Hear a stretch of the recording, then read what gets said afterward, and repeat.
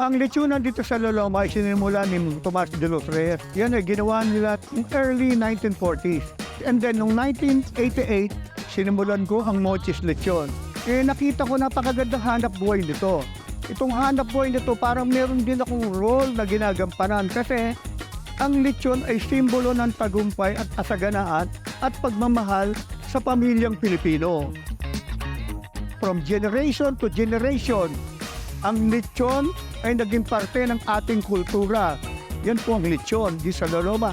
Kaya nagtagumpay ang agribusiness na lechon dito sa Loloma. Ito ang mga hinahalo namin na pampalasa sa lechon tulad ng bawang, sibuyas, kasama rin to. Kasi nagpapalinamdam din ang sibuyas. At syempre, yung pampaalat, asin. Pulot ang tawag namin dito, pero sa English ito ay mulatet. Ito ang ginagamit na pangkulay ngayon ng lechon dito sa Loloma. Yung mga pinaghalo-halo natin ng mga ingredients kanina, ilalagay na natin sa buong loob ng lilitsunin nating baboy.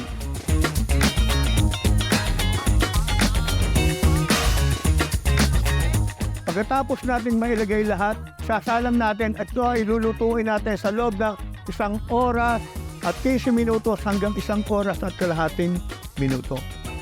At makikita nyo, napakalutong talaga ng lechon ito kasi ang native pigs, ang pinakamataas na klase ng lechon na maluluto natin dito sa ating bayan sa Pilipinas.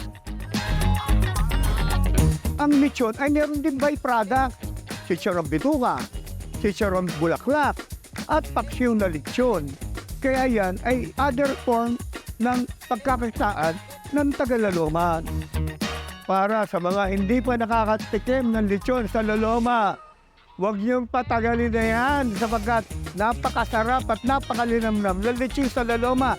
Pinagmamalaki ko ang lechon sa Loloma na napakalutong at quality talaga. Nakakasiguro ko kayo na ang lechon dito sa Loloma ay of highest quality.